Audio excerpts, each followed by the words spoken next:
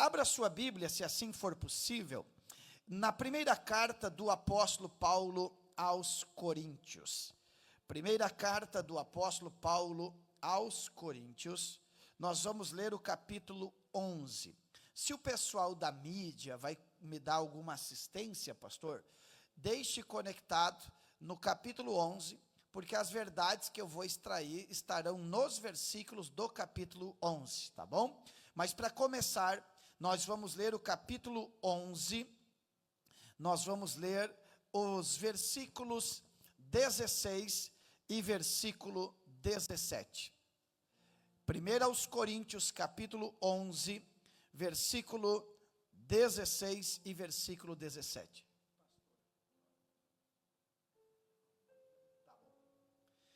Podemos ler, diga amém. Amém. Hoje a dinâmica é um culto de ensino.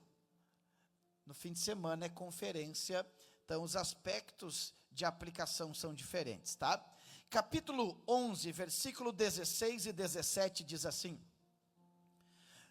Contudo, se alguém quer ser contencioso, saiba que nós não temos tal costume, nem as igrejas de Deus. Nisto, porém, que vos prescrevo, não vos louvo, porquanto vos ajuntais, não para a melhor, mas sim para pior. Leio de novo. Nisto, porém, que vos prescrevo, não vos louvo, porquanto vos ajuntais, não para melhor, senão para pior. E quem quer ouvir a voz de Deus, diga amém. Amém. Eu creio que todos nós temos a consciência de que o nosso Deus deve ser adorado. Nossa vida foi projetada para a glória de Deus. No domingo eu pregava para a igreja que eu sou o pastor, e eles me convidaram para pregar o encerramento do congresso de jovens, e o tema do congresso era: a Ele seja a glória. E eu decorri o texto sagrado revelando que o povo de Deus sempre viveu para a sua glória, e quando se afastou desse propósito, Deus os corrigiu. Paulo, quando vai escrever aos Coríntios, ele diz que quer seja comendo, bebendo, vivo até morto, tudo que nós experimentamos deve ser para a glória de Deus. Então, glorificar ao Senhor, cultuar ao Senhor faz parte da nossa vida espiritual. Não dá para dizer que serve ao Senhor sem ter a capacidade de prestar um culto ao Senhor.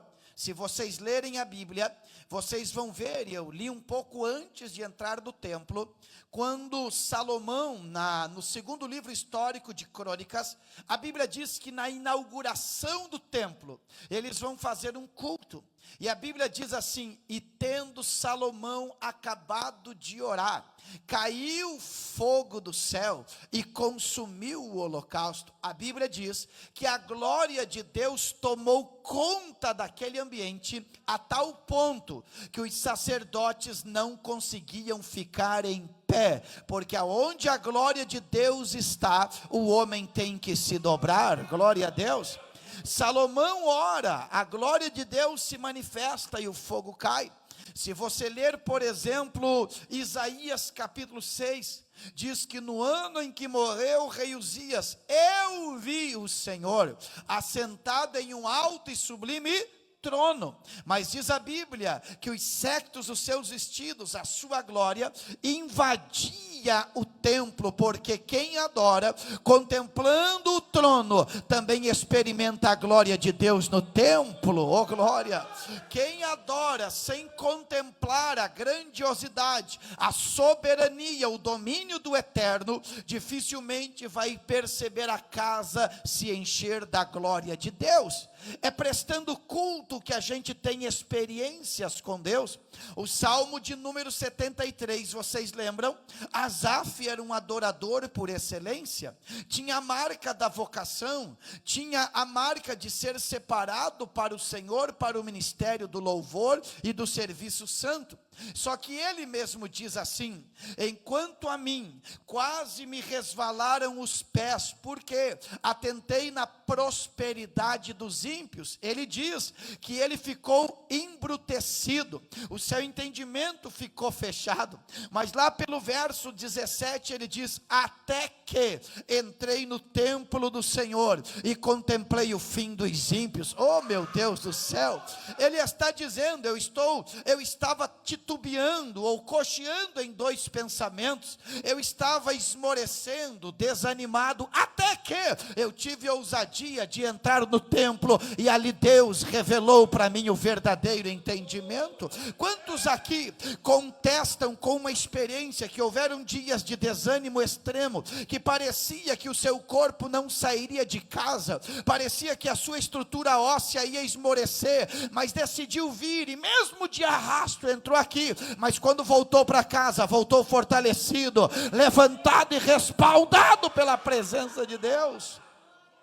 Então há uma contestação de que de fato uma constatação que de fato o templo e a adoração e o culto é remédio para a nossa alma.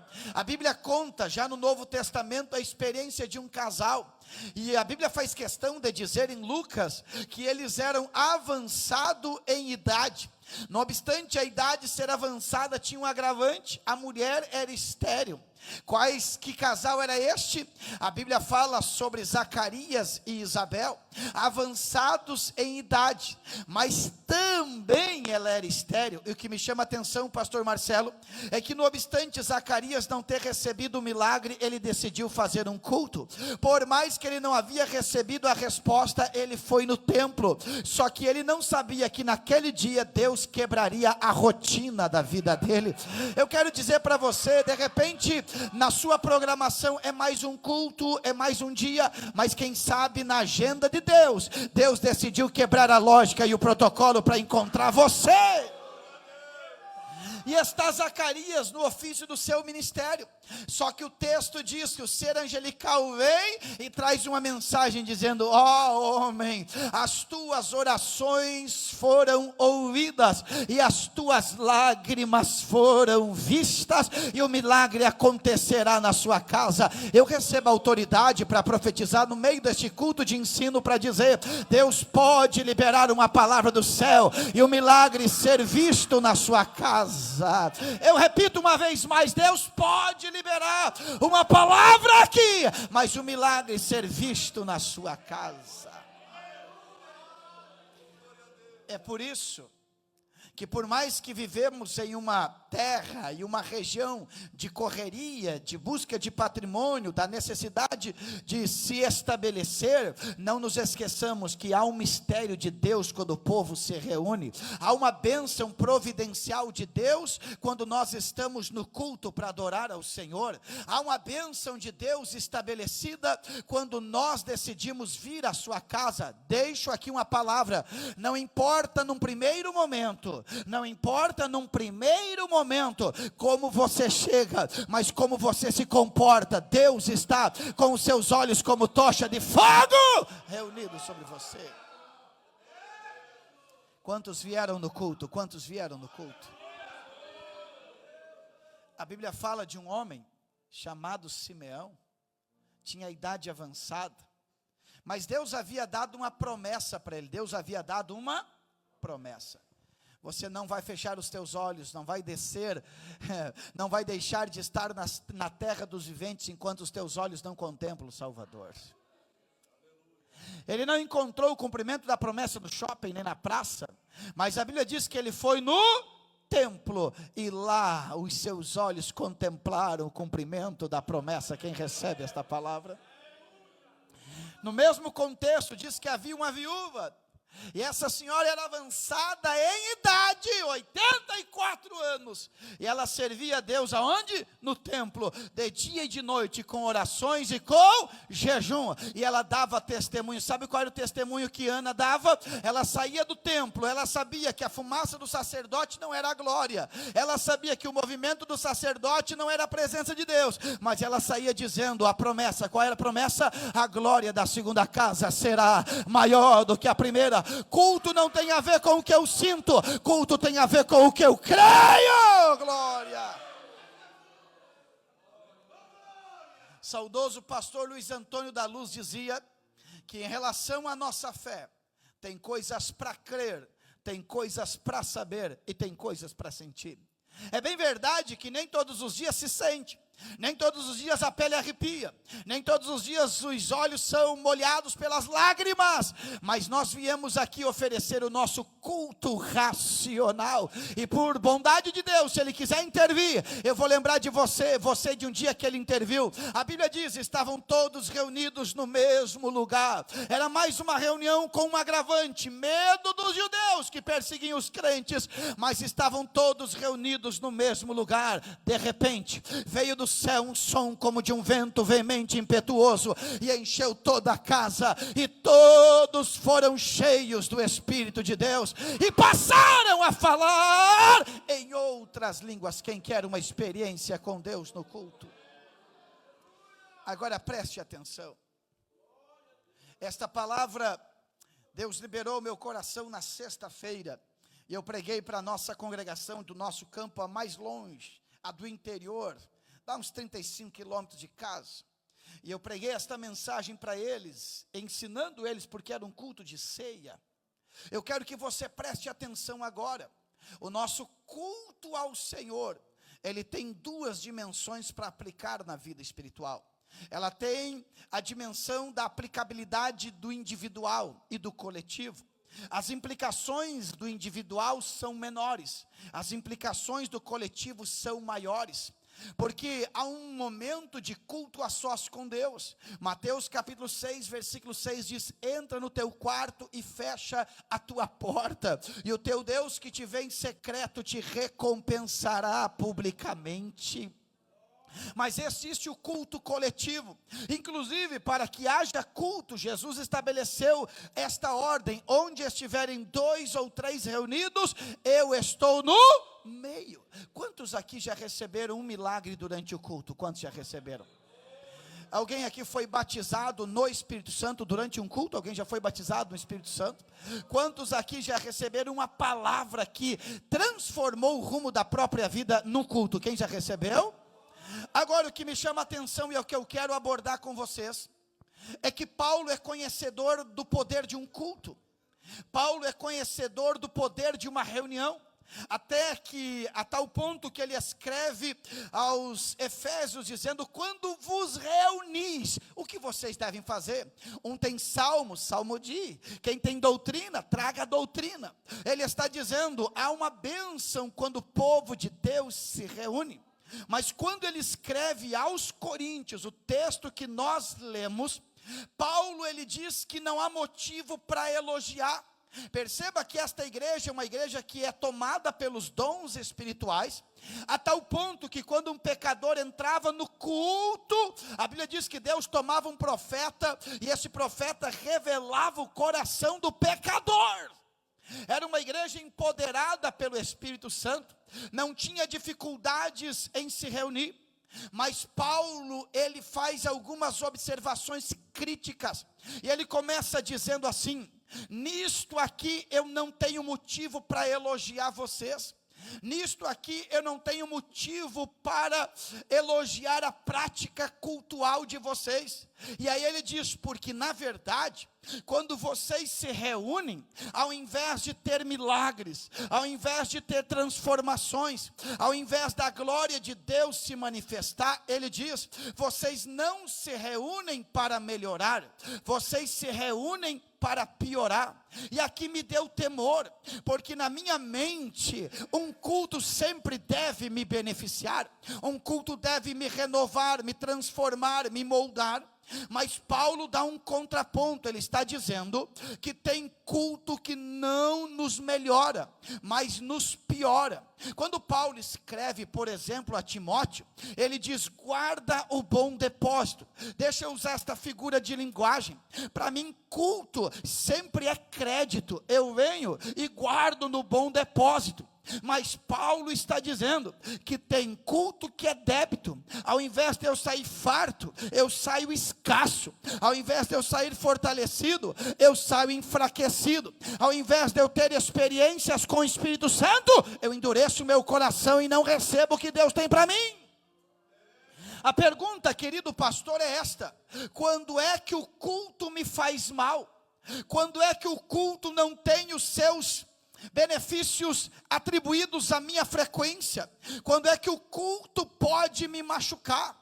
Paulo está fazendo uma denúncia, que a igreja se reunia, mas não tinha benefícios, tinha malefícios. Eu quero lhe dar 4 observações. Quando é que o culto nos faz mal? Em primeiro lugar, leia comigo o versículo 18 e o versículo 19 do mesmo capítulo. Paulo vai tratar de um problema. Ele diz: porque antes de tudo, ouço que quando vos ajuntais na igreja, há entre vós dissensões, e em parte eu até estou acreditando, versículo 19, e até importa que haja entre vós heresias, para que os que são sinceros se manifestem entre vós. O que Paulo está dizendo é que só há espaço para a individualidade quando você está na sua casa de porta fechada. Mas quando você vem ao templo, o culto nunca é individual, o culto sempre tem implicações coletivas. E Paulo está dizendo: não dá para cultuar um Deus que é um Deus trino e uno, dividido entre vocês. Não dá para adorar um Deus que de ambos os povos fez um, mas dividido na igreja. Crente que vem na igreja dizendo: não me importa com quem está do meu lado, é o meu culto que eu tenho que oferecer a Deus. Errou o endereço. Esse culto você oferece no quarto para Deus. Culto coletivo é culto da unidade, é culto da intercessão, é culto da oração, é culto em que eu digo, como Paulo disse: levai as cargas uns dos outros. Oh, glória a Deus. Um culto dividido, fragmentado, é um culto que Deus não recebe e faz mal para cada um de nós. O culto perde a sua essência quando a unidade é quebrada. A presença de facções e rivalidade anula o espírito de adoração. Como eu vou adorar um Deus de misericórdia odiando quem está do meu lado? Como eu vou adorar um Deus de amor desejando mal para aquele que está perto de mim? Eu sinto Deus hoje aqui liberando uma palavra. O Espírito Santo está dizendo: eu sou o Senhor e eu coloco cada coisa no seu devido lugar.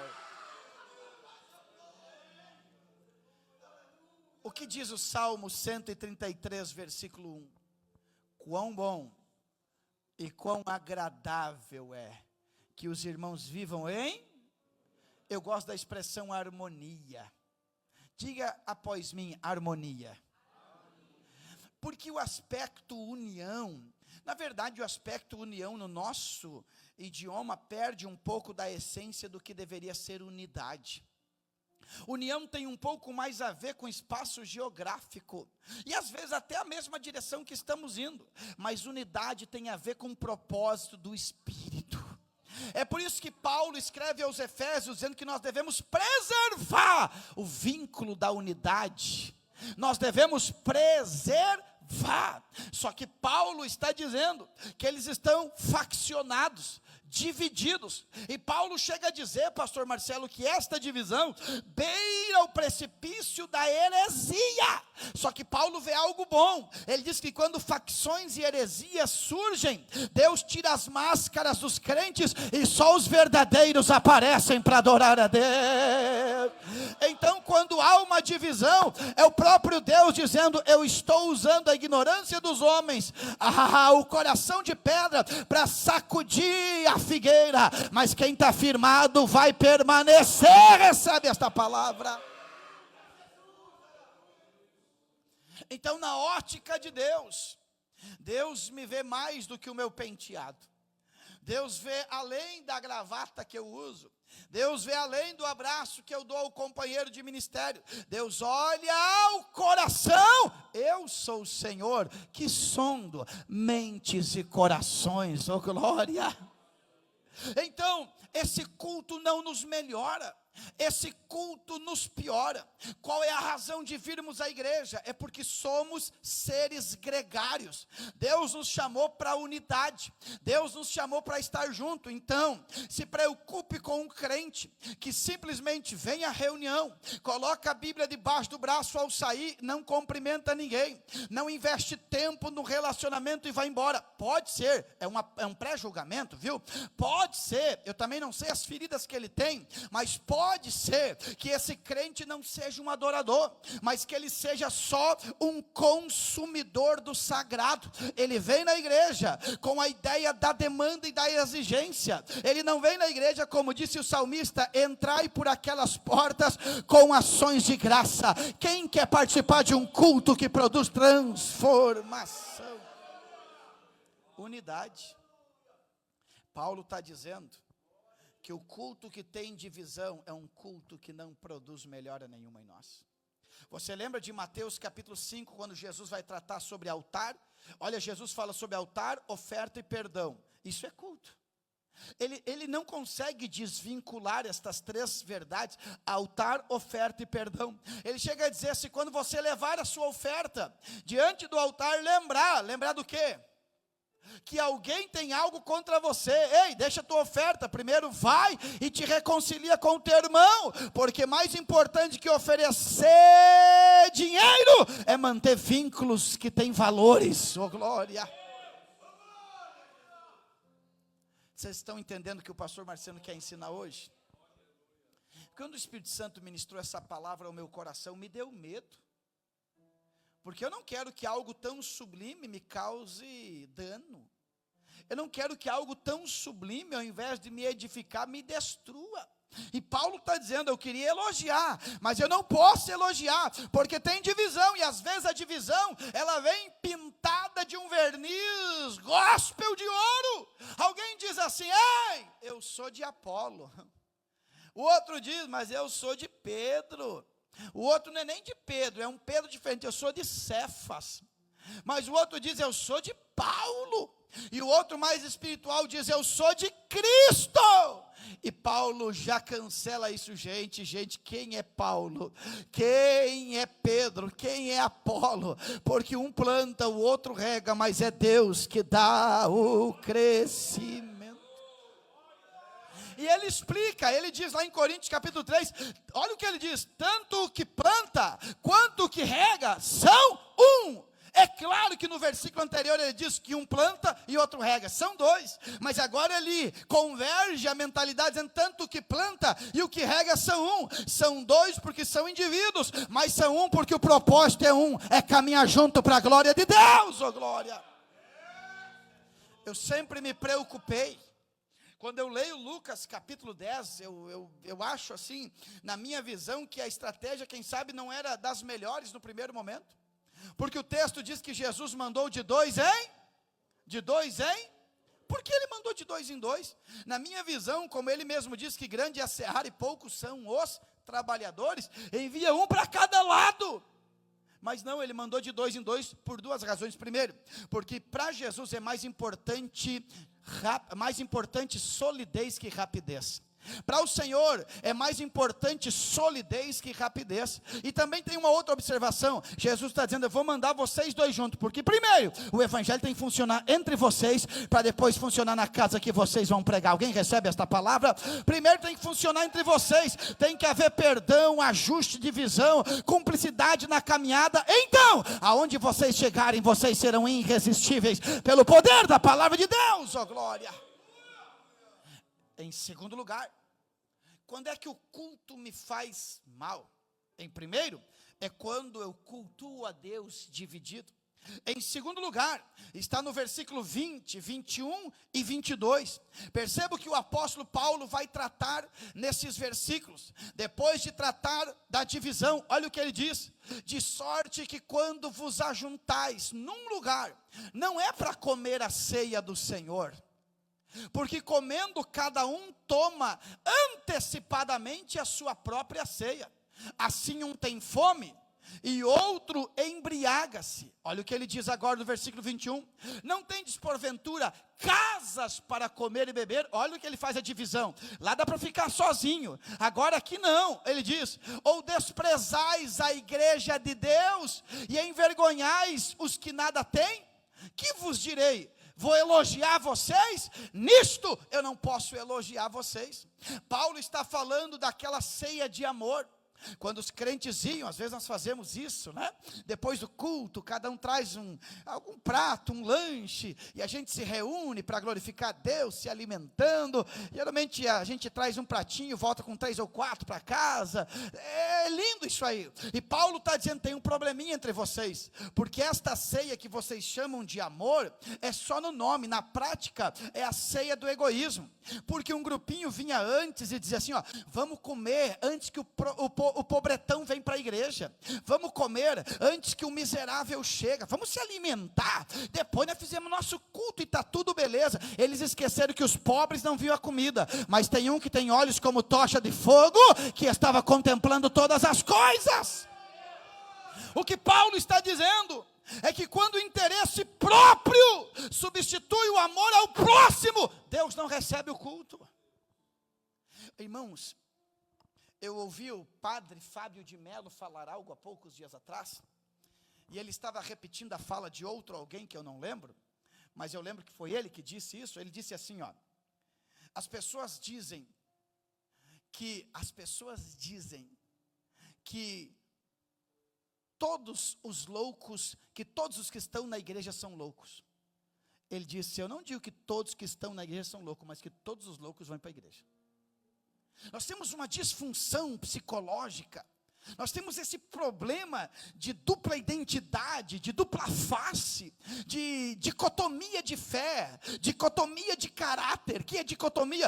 É duas versões. Nós temos esta ideia de camaleão do evangelho. Nós damos resposta à demanda do ambiente e esquecemos que os valores de Deus são imutáveis. Oh, glória a Deus por isso.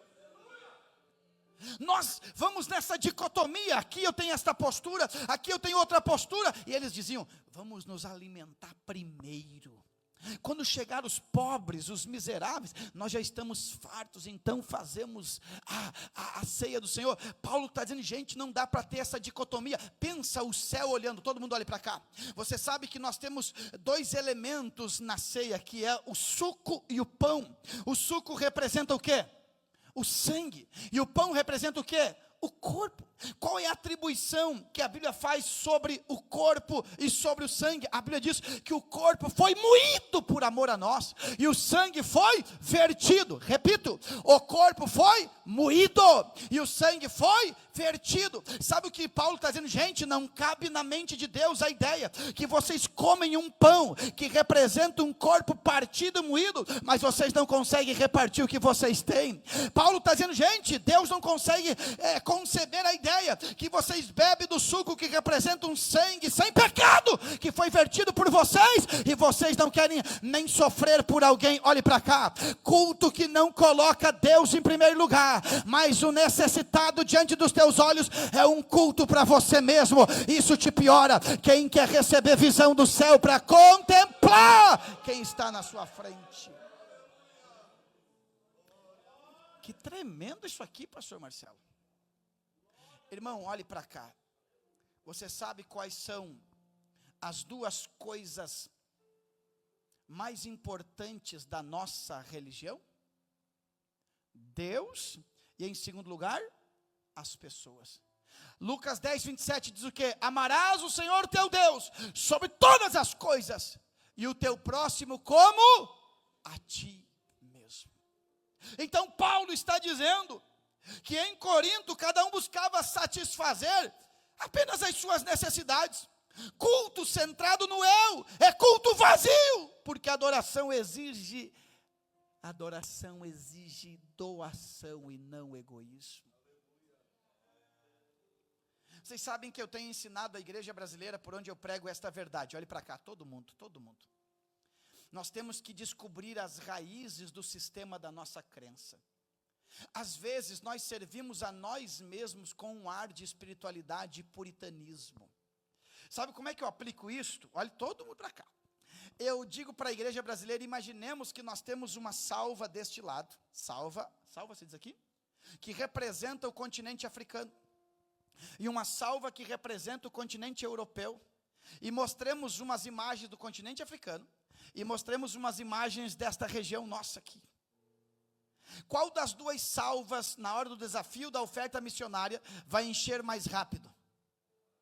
Sabe por que vai encher da África? Porque a nossa raiz não é uma raiz evangélica, a nossa raiz é uma raiz de assistencialismo, e na verdade nós não estamos servindo a Deus, porque Deus não se move por necessidade, Deus se move por propósito. Será que os ricos da Europa não precisam de salvação? Explico. Sabe por que nós enchemos esta salva?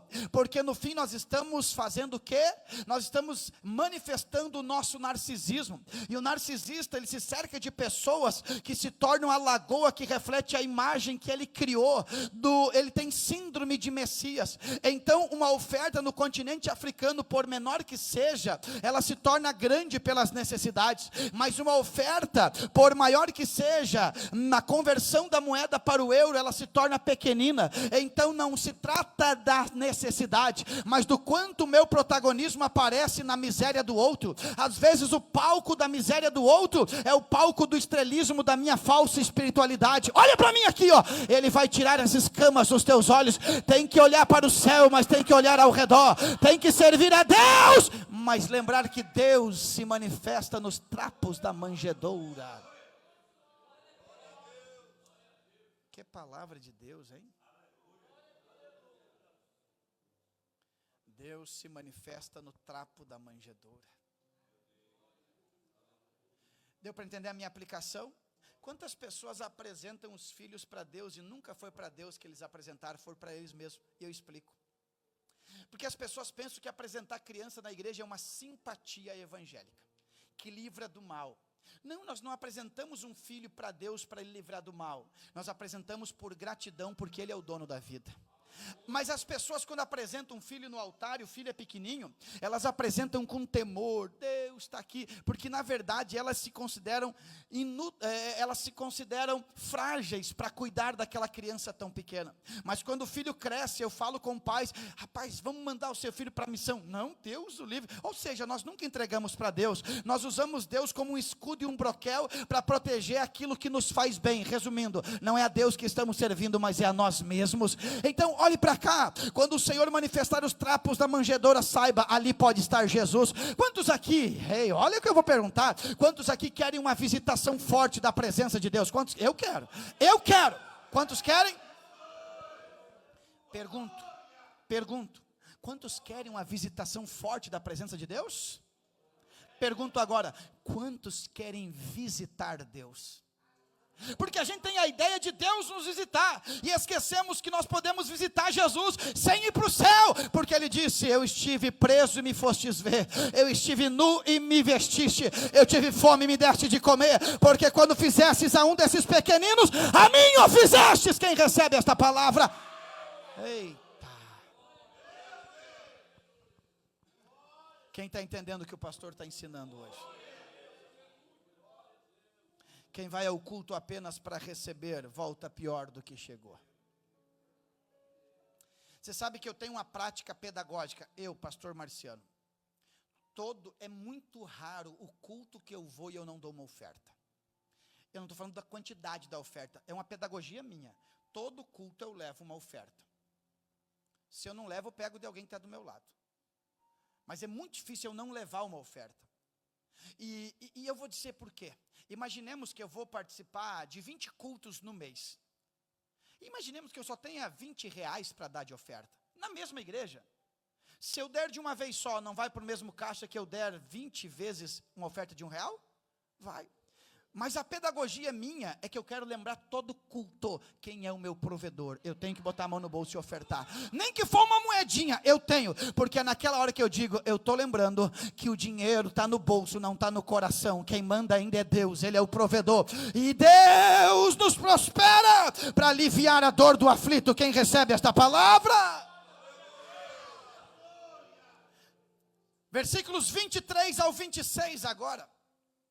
Quando o culto nos faz mal, olha o que diz a Bíblia, versículo 23 até o 26.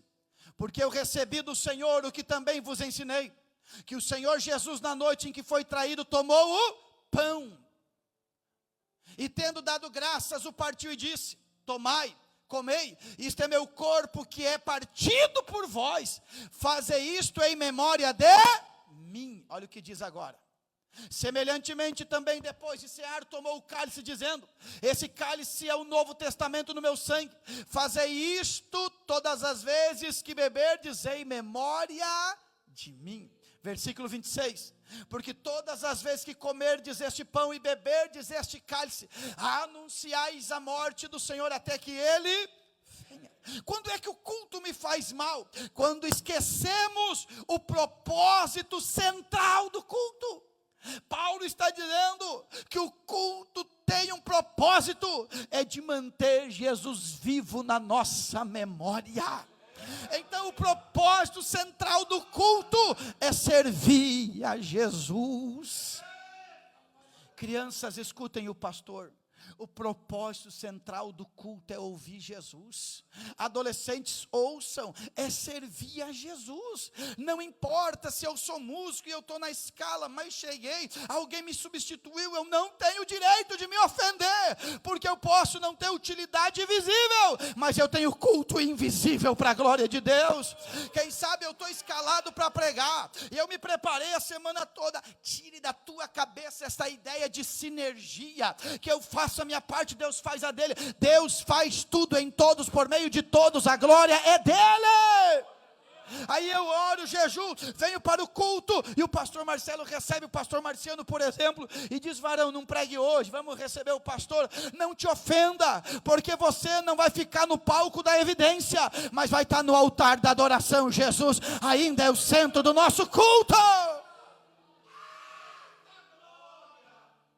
Jesus é o centro do nosso. Quem trouxe glória para Jesus aí? Olha, esse texto me chama a atenção. O texto diz assim, pastor: na noite em que ele foi traído. Na noite em que ele foi, diz a Bíblia, tomando pão e havendo dado graças, o partiu. Ele está dizendo assim, não importa como estão as minhas emoções, tem um propósito no culto e eu vou cumprir esse propósito. Alguém tem que receber esta palavra. Eu conheço crente que quando, nós pregadores temos algumas manias estranhas, cada um tem a sua, né? Um grita demais, o outro soa demais, aí vai, cada um com a sua. Não te ofenda com as manias dos outros. Jesus está nessa casa, adore Jesus. Não, irmãos, eu vou dizer uma coisa para vocês, você tem que servir a Deus honrando o seu irmão. Não deixe qualquer fragilidade do teu irmão tirar o foco. É por isso que a ceia é na mesa, e na mesa nós não vemos os defeitos e os pés quebrados, nós olhamos para o rosto com dignidade, seriedade e transparência. Então quando vier na igreja, não espere sentir, dá glória a Deus, não espere outra coisa, adore aquele que é o centro da reunião. E a Bíblia diz assim, pastores, no dia em que Jesus for levantado, aleluia, ele vai atrair todas as nações até ele. Então nós estamos aqui para levantar Jesus. Eu vou dizer mais para ti, posso? Não fique te autodisciplinando e te medindo. Eu sei que eu já vou falar sobre isso, mas você tem que entender uma coisa. O que aconteceu à tarde não anula o teu culto agora, porque agora você está quebrantado na presença de Deus, dizendo: Deus, segundo a tua presença, me molde a imagem da glória de Cristo. Glória. É uma pergunta retórica, não responda. Você crê que a maioria dos cultos é para Jesus ou é em torno dos homens? Eu tenho dificuldade de culto a celebridades, eu tenho dificuldade de cultos a minha celebridade. Não precisa muita coisa, o princípio da honra não se impõe, se recebe, mas transmite a glória para Deus. A Bíblia diz em Provérbios 27 que o homem é provado pelos louvores que recebe. Então a glória sempre é para o Senhor, esse culto aqui é para o Senhor. E se eu vim aqui, falei a palavra de Deus, e Cristo foi glorificado, eu tenho que me dar por satisfeito nesta viagem de horas e horas, porque nós nos reunimos não é para outro proveito. Podem existir algumas outras coisas periféricas num culto, não tem problema, periféricas, elas andam nos cantos, porque no centro é só Jesus. Onde tiver 2 ou 3 reunidos no meu nome, eu não estou no lugar do canto, eu estou no meio. Quem recebe esta palavra? Um culto que nos faz melhorar é um culto que Jesus é o centro. Em quarto e último lugar, perceba o que diz a partir do versículo 27. Versículo 27, pelo menos até o versículo de número 32, diz assim: portanto, qualquer que comer este pão ou beber o cálice do Senhor indignamente, será culpado do corpo e do sangue do Senhor.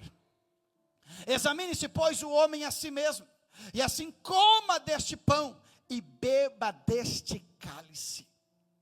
Porque qualquer que come e bebe indignamente, come e bebe para a sua própria condenação, não discernindo o corpo do Senhor. Por causa disso há entre vós muitos fracos e doentes, e muitos que dormem. Porque se nós julgássemos a nós mesmos, não seríamos julgados. Mas quando somos julgados, somos repreendidos pelo Senhor para não sermos condenados com o mundo. O que a Bíblia quer me dizer é que quando eu participo de um culto sem autoexame, olhe para cá, o culto foi estabelecido por Deus.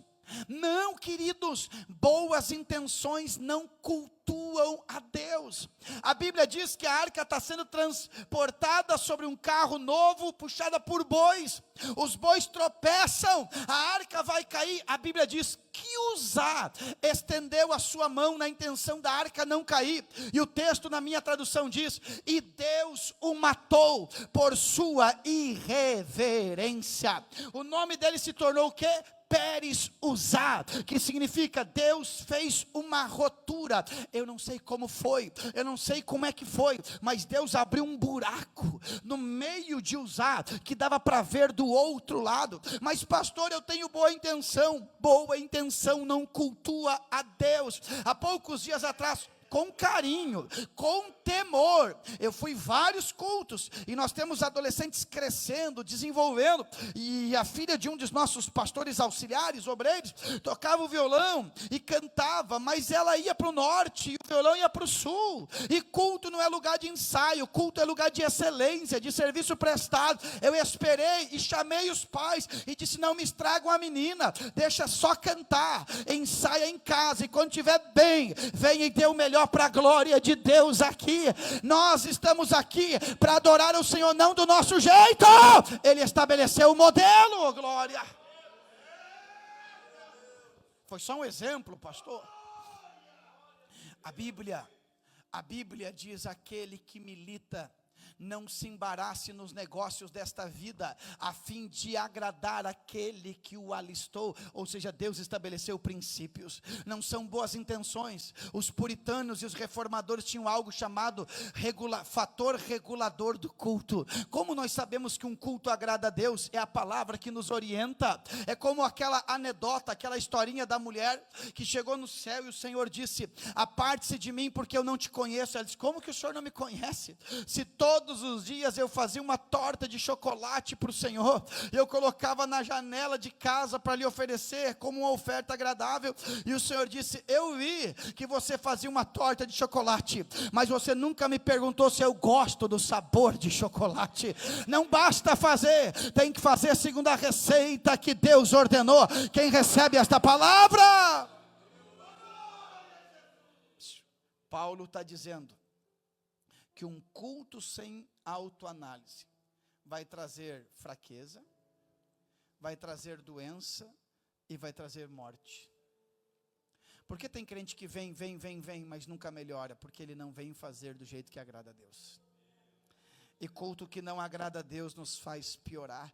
Culto não é um evento, mas é um encontro santo que exige coração limpo. Cuidado. Cuidado, eu sei que vocês estão aqui, mas tem muita coisa do Brasil que influencia. No Brasil, em alguns aspectos, o evangelho foi banalizado. Não vou entrar em detalhes, mas agora há poucos dias está em voga o assunto da erotização de crianças, e foi banido alguns perfis, e parente de alguém que foi banido o perfil colocou um texto dizendo: não importa o que você perdeu, o que Deus deu em dobro para Jó vai dar para você também. É a secularização da palavra de Deus, são aspectos que me comprais, aplicado num pecado invernizado. Olhe para mim aqui, ó. Crente que ouve a mensagem e não pratica é digno do inferno 2 vezes. E eu aprendi que o inferno e o pecado estão casados, a menos que o arrependimento faça o divórcio. Então olhe para mim, não caia na graça barata, não caia naquela ideia, Deus sabe. Alguém me disse assim: Deus sabe. Esse é o grande problema, pastor, é que Deus sabe. Alguém disse: Deus me conhece. Piorou, Deus conhece. Alguém disse: Deus é justo. Não ache que Deus é bonzinho, Deus é justo. Quem quer agradar a Deus no culto, se coloque em pé comigo agora, em nome de Jesus.